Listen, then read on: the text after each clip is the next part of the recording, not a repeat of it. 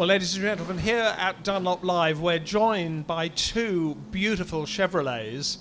The one on the left, as I look at it, is the superb current Chevrolet Corvette. On the right, if you've never seen a NASCAR car in real life, and very much part of American motorsport, and particularly of NASCAR motorsport, is the name Earnhardt, the great Dale Earnhardt, the Intimidator, whom we all remember. And his son, Kerry Earnhardt, has joined us. He's just driven up in the Chevrolet Monte Carlo, so let's talk to him. Welcome, Kerry. Have you been driving that monster up the hill? It must be a tight fit. Well, thank you for having us up here, and yes, sir, I have.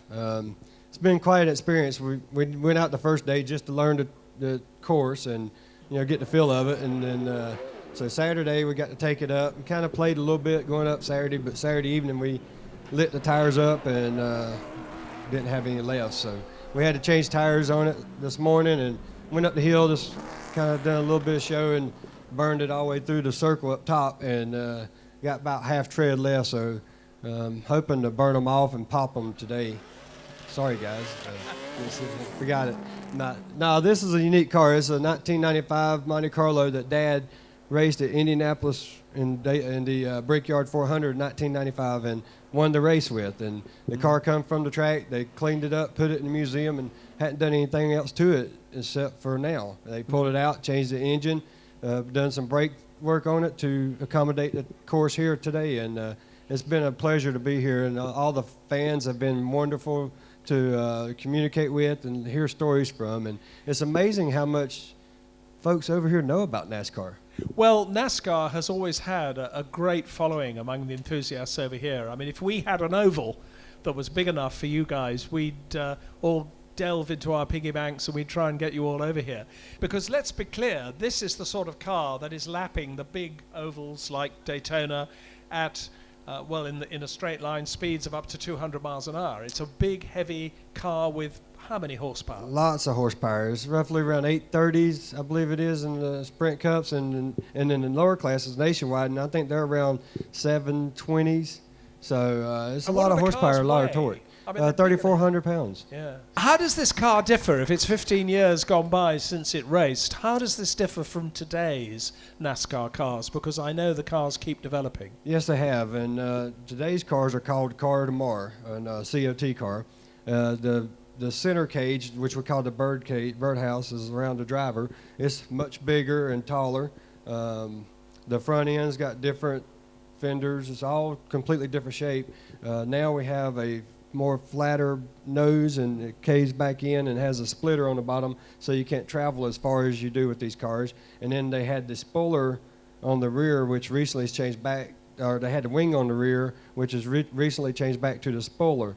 So it's mainly to for safety precautions, give a driver more room to move around in a wreck or anything, and also to slow the speeds down. It's your first time at Goodwood? Yes, sir. What do you make of the whole event? Wow, I got chills right now. I mean, it's just it's a neat event. It's just great for what they're doing for the motorsports industry and for the fans and for the community here.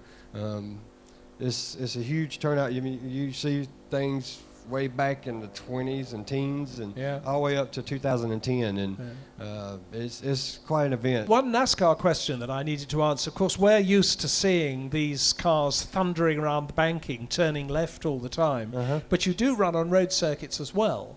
Yes, so do you use completely different cars? Are the cars set up to turn left only when they're on the speedways? Yes, sir. The road course cars are more balanced weight. These cars are more left side weight to get the car to turn on ovals, and the road course cars it's quite a bit of changes on the road course. You don't have as much caster and camber and toe and all that's all different, and like I said, the weight balance and just the setup of the fuel system. You put fuel in on the right side instead of the left side on road course. So we usually have 2 cars per team that's equipped for road course racing, because there's only 2 of them a year. But this is a speedway car, and you've been driving it up the hill, and it has a left turn, but the first corner you get to turns right. Yeah. How does it feel? Fortunate we're not doing any timed runs. We're just running an exhibition, so we kind of take it easy, and the corners, it goes through them pretty good, I mean, for what it is, but most of our show and performance is on the straightaway, and we get to burn the tires off and get a lot of excitement out of the fans.